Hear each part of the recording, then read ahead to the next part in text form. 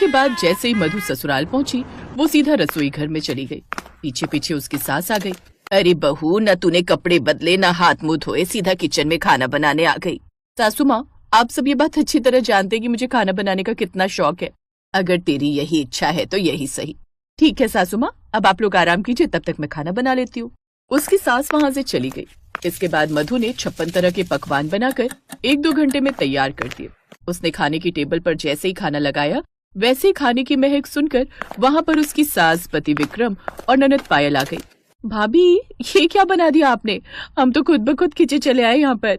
हाँ मधु, जब खाने की महक इतनी अच्छी है तो खाना कितना स्वादिष्ट होगा। उन लोगों ने खाना शुरू किया। बहू, लगता है तुझे अन्नपूर्णा देवी का कोई आशीर्वाद मिला है। तो इस तरह धीरे धीरे पूरे गांव में मधु के खाने की चर्चा होने लगी। ठंड का मौसम चल रहा था और विंटर वेकेशन भी थी। एक रोज विक्रम बहुत खुशी खुशी घर आया। माँ, बाहर बर्फबारी हो रही है और ठंड भी बहुत हो रही है। 1 महीने की हम लोगों को छुट्टी मिली है, इसलिए मैंने फैसला किया है कि हम सब एक साथ मनाली घूमने चलेंगे। अरे वाह भैया, क्या खुशखबरी दी आपने। हमें तो लगा था कि आप सिर्फ भाभी को लेकर घूमने जाएंगे। अरे नहीं पायल, ये फैसला मैंने और विक्रम ने मिलकर एक साथ लिया है। जब तक पूरा परिवार साथ ना हो तब तक मजा नहीं आता। बहू, खाना तो सबसे अच्छा बनाती ही है। तेरी सोच भी आज की लड़कियों के हिसाब से बहुत अच्छी और बहुत अलग है। चलो जल्दी से हम लोग तैयारी कर लेते हैं। कब निकलना है विक्रम हम लोगों को? माँ, कल सुबह 8 बजे की ट्रेन है। हमें यहाँ से 6 बजे ही निकलना होगा। सब लोग जल्दी उठ जाना। अगले दिन विक्रम का परिवार सुबह बहुत जल्दी उठ गया और 6 बजे ही सारा सामान लेकर घर से निकल गया। वो लोग जैसे ही ट्रेन में बैठे, वैसे ही बहुत तेज बारिश होने लगी और हल्की हल्की बर्फ गिरने लगी, जिससे खिड़की से बाहर का नजारा बहुत खूबसूरत लग रहा था। पायल, ट्रेन के बाहर देखो जरा, ऐसा लग रहा है जैसे ये ट्रेन स्वर्ग में चल रही है। हाँ भाभी, क्या मस्त नजारा है। खैर, शाम तक वो लोग मनाली स्टेशन पहुंच गए। प्लेटफॉर्म पर उतरने के बाद विक्रम ने कहा, अब यहाँ से होटल तक जाने के लिए हमें मेट्रो पकड़नी होगी। अभी रास्ता यहाँ से बहुत दूर है, पहाड़ों के बीच से होकर जाती है वो मेट्रो। फिर तो बड़ा मजा आएगा। विक्रम अपने परिवार को लेकर सीधा मेट्रो स्टेशन पहुंच गया।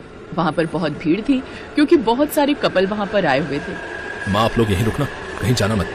मैं अभी टिकट लेकर आता हूँ। भीड़ बहुत है, कहीं इधर उधर हो गई तो मैं आपको ढूंढता ही रहूंगा। यहाँ पहाड़ी इलाका है, नेटवर्क भी नहीं मिलता जल्दी।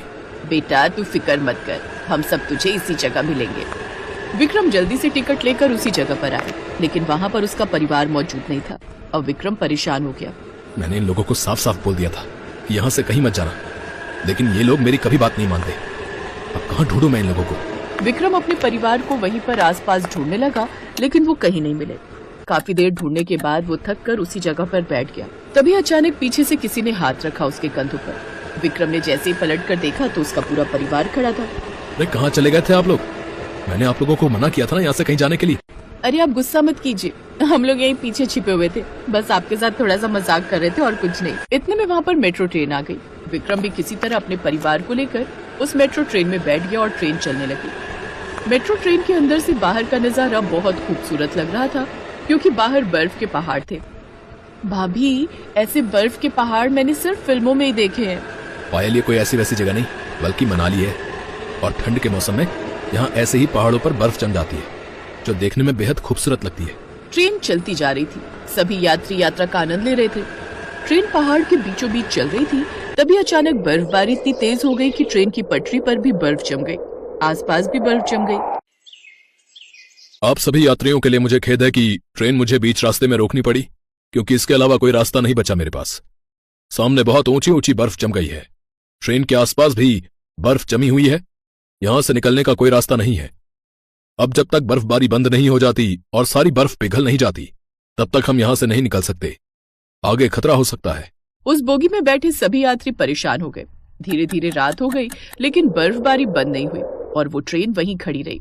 भाभी, दिन से रात हो गई, हम कब तक यहाँ खड़े रहेंगे? पायल, हमारे हाथ में कुछ भी नहीं है। अगर ये ट्रेन आगे बढ़ती है तो ट्रेन का एक्सीडेंट हो सकता है, और वैसे भी ट्रेन आगे बढ़ ही नहीं सकती जब इतनी मोटी मोटी बर्फ की परत जम गई है। ऐसे ही धीरे धीरे 2 दिन बीत गए, लेकिन न बर्फबारी बंद हुई, न वहाँ पर कोई उनकी मदद करने पहुंच पाया, क्योंकि वो जगह ही कुछ ऐसी थी। सभी यात्री परेशान होने लगे। पता नहीं किसका मुंह देखकर हम लोग मनाली घूमने निकल आए थे। 2 दिन से बिना खाए पिए हम लोग यहाँ फंसे हुए हैं। अरे अब किया भी क्या जा सकता है बहन जी, यहाँ तो खाने पीने का भी कोई इंतजाम नहीं है।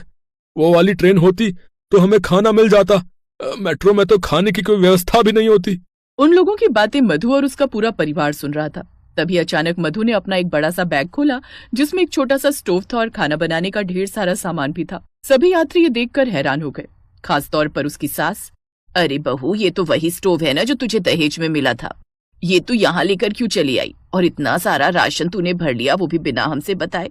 सासू माँ, आप तो जानती हो मैं खाना बनाने के लिए कितनी पागल हूँ, इसीलिए ये सारा अनाज और ये छोटा सा स्टोव मैंने रख लिया था। सोचा था मनाली जाकर हम लोग खुद का बनाया हुआ खाना खाएंगे, क्योंकि वहाँ पता नहीं कैसा खाना मिल जाए हमें। लेकिन अब लगता है कि मेट्रो ट्रेन में ही मुझे खाना बनाना पड़ेगा, क्योंकि सभी लोग भूखे हैं, किसी ने भी 2 दिन से कुछ खाया नहीं है। बहू, कोई कुछ भी कहे, लेकिन ये तुमने बहुत अच्छा किया। हम सब भी तुम्हारी मदद करेंगे। कम से कम भूखे मरने से तो अच्छा ही है। आज तुम्हारी वजह से हम सबकी जान बच जाएगी। भाभी, अब जल्दी से हम लोग मिलकर खाना बनाते हैं। पायल और मधु ने जैसे ही खाना बनाना शुरू किया, वैसे ही सभी यात्रियों की भूख और बढ़ने लगी। उनमें से एक यात्री ने कहा, बेटा, ये क्या बना रही हो तुम? खाने की ऐसी खुशबू हमने आज तक महसूस नहीं की।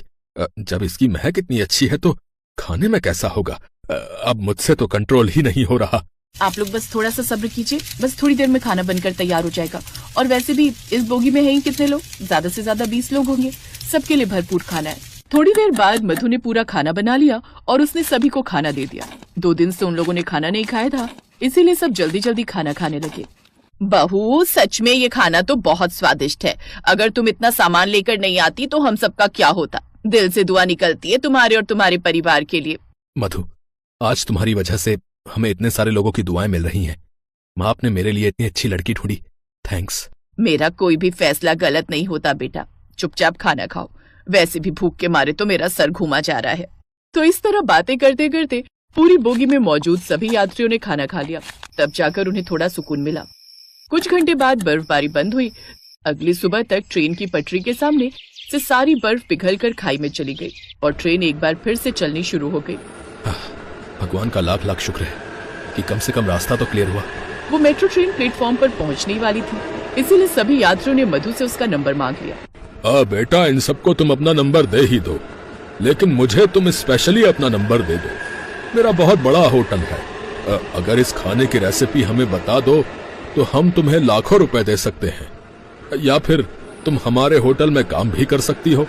ये सुनकर विक्रम, उसकी माँ और पायल को मधु पर बहुत गर्व महसूस हुआ।